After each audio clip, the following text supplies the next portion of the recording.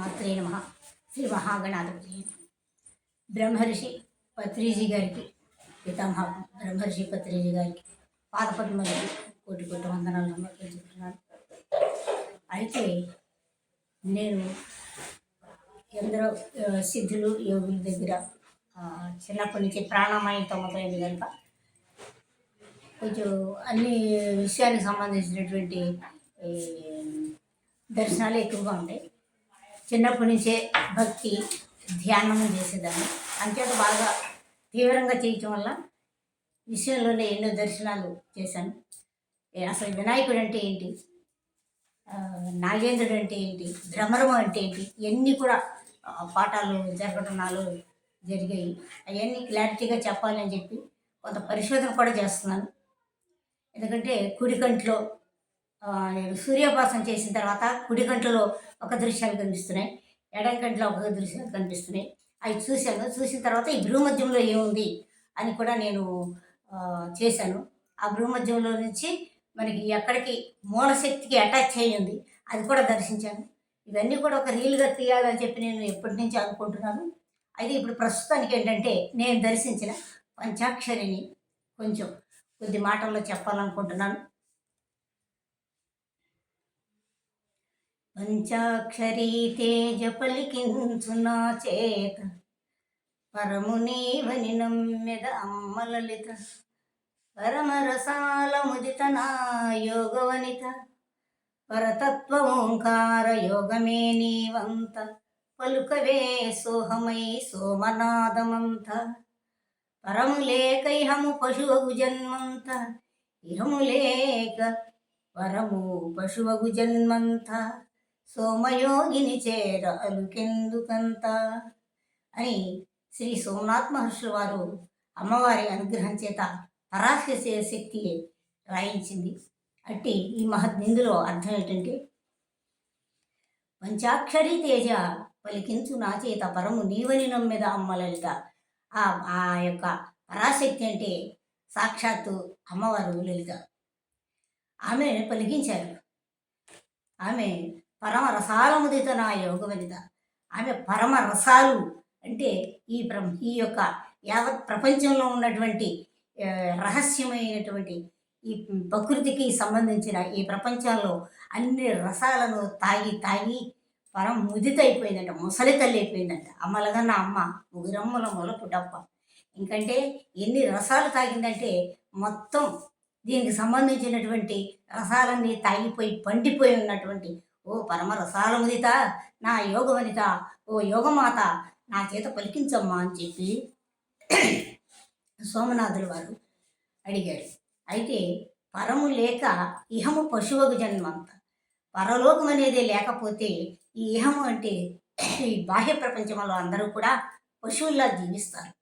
అంచేత పరలోక రసాలన్నీ త్రాగిన ఓ ముదిత నాకు ఆ పరలోక రహస్యాన్ని చెప్పు అని చెప్పి ఆయన ప్రాధేయపడిగా అమ్మవారు వారి చేత ఎన్నో రహస్యమైనటువంటి చరిత్ర అంతా కూడా రాయించింది. అలాగే నాకు అదృష్టం ఏంటంటే నేను చేసిన ఉపవాస దీక్షలే కానివ్వండి, తీవ్రమైనటువంటి సాధన వల్లే కానివ్వండి, నాలో పంచాక్షరి దర్శనమైంది. పంచాక్షరి అంటే 5 బీజాక్షరాలు 5 చోట్ల లైట్లు వెలిగాయి. ఆ లైట్లు వెలిగినప్పుడు నాకు మళ్ళీ కళ్ళు మూసుకున్నా, మళ్ళీ వెలిగినాయి, మళ్ళీ కళ్ళు తెచ్చా, మళ్ళీ మూసుకున్నా. అట్లా 3 సార్లు వెలిగాయి ఒకే చోట. అసలు ఏంటి ఇక్కడ ఎదిగిన ఆ యొక్క ప్రదేశాలు చూశాను. ఎప్పుడంటే శిరస్సు, భుజాలు, ఈ మోకాళ్ళలో ఎదిగాయి. అప్పుడు నేను విభూతి మంత్రం చదవటం జరిగింది. ఓంకార వదనాదేవో అయాకార భుజద్వయి శికార దేహమాద్యాంచ నమాకార పదద్వయి అని చదివిన తర్వాత అప్పుడు నాకు అర్థమైంది. అంటే ఇది పంచాక్షరి జ్యోతులు ఓం నమ శి వా యా అని నాకు అర్థమైంది. అసలు ఏమిటి దీనికి అర్థం? ఇక్కడే 3 అక్షరాలు అంటే ఇది నక్షత్రం, ఈ 5 అక్షరాలు కలిపితే నక్షత్రాకారం వచ్చింది. అయితే ఈ నక్షత్రాలు ఎవరు వేస్తారు? మన హిందువులు ఒక నక్షత్రం వేస్తారు, ఓం నమ శివాయ అనే నక్షత్రం హిందువులు వేస్తారు. అలాగే మహమ్మదీయులు కూడా ఒక నక్షత్రాన్ని వేస్తారు, అర్ధచంద్రాకారాన్ని వేస్తారు. అలాగే క్రైస్తవులు కూడా ఒక నక్షత్రాన్ని వేస్తారు. అయితే ఈ 3 నక్షత్రాలు కలిపితే ఏంటి అని చెప్పి నేను ఒక పరిశోధన చేసినప్పుడు ఓం నమ శివాయ అని మనకి ఎంత విలువైందో, అలాగే ఈ పంచాక్షరిలో వాళ్ళు మహమ్మదీయులు కూడా నక్షత్రం వేస్తారు, కానీ అది పంచాక్షరి అని వాళ్ళకు పూర్తిగా తెలియదు. అయితే వాళ్ళు కూడా మన ఓం నమ శివాయ అనే అక్షరాల్లో వాళ్ళ అక్షరాలు మనం పెట్టినట్లయితే ఓం నమో అల్లాహో అక్బర్ అనేటువంటి వాళ్ళు కూడా ఈ మంత్రాన్ని కనుక మనం ఎట్లా ఓం నమ శివాయ జపం చేస్తామో, వాళ్ళు ఓం నమో అల్లా అక్బర్ అని చేసినట్లయితే వాళ్ళు కూడా యోగులు ఋషులు అవుతారని నాకు అర్థమైపోయింది. అలాగే క్రైస్తవులు ఓం నమ శివాయని వాళ్ళు నమ అనే అక్షరాలతో నమాజ్ మాత్రమే చేస్తారు మహమ్మదీయులు. అయితే క్రైస్తవులు ఏం చేస్తారంటే నమ అనే బీజాక్షరాలు మోకాళ్ళలో ఉన్నాయి కనుక మోకరెళ్ళండి అంటే పూర్తిగా వాళ్ళకి అసలు ఏం తెలియదు కదా పూర్వం నుంచి. మోకరెళ్ళండి, ఈ నమ అనే అక్షరాల మీద మోకరెళ్ళి ప్రార్థన చేస్తారు. ఎవరు చేసినా అదే నక్షత్రం, ఎవరు వేసినా అదే నక్షత్రం. అయితే మనం హిందువుల్లో ఓం నమ శివాయ అంటున్నాం, వాళ్ళు అల్లా అక్బర్ అంటున్నారు, వాళ్ళేమో జేసస్ క్రీస్తు అంటున్నారు. అది కూడా వచ్చింది ఓం నమో జేసస్ క్రీస్తు అనేది కూడా కరెక్ట్గా సరిపోయి 5 అక్షరాలు. అంటే ఈశపుత్ర యేసు అనేది కనిపిస్తుంది తాళపత్ర గ్రంథంలో ఉన్నట్లు ఒక సిద్ధుడు చెప్పాడు.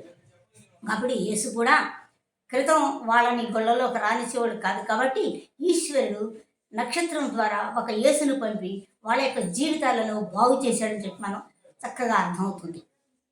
అయితే ఈ మహమ్మదీయులు నక్షత్రమే కాకుండా మన అది కూడా హిందూ మతానికి సంబంధించినట్లే కనిపిస్తుంది.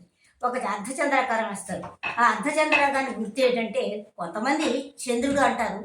నిజంగా చెప్పాలంటే అర్ధచంద్రాకారం యొక్క గుర్తు ఏంటంటే జలభూతం యొక్క గుర్తు అర్ధచంద్రాకారం అంటే విష్ణువు అన్నమాట.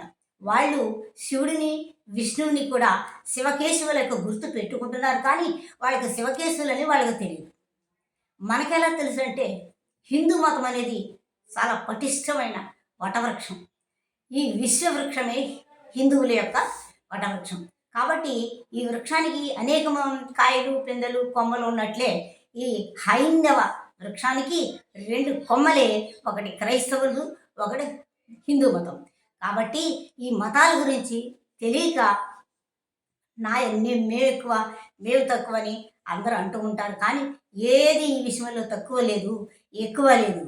ఏక్ అనేక్ హై, ఏకములో ఉండి అనేకములు ఉద్భవించిందని అందరూ గ్రహించినట్లయితే అంతా ఒక్కటే అని తెలుసుకునేంత వరకు కూడా ఇలా కొట్టుకుంటూ ఉంటారు.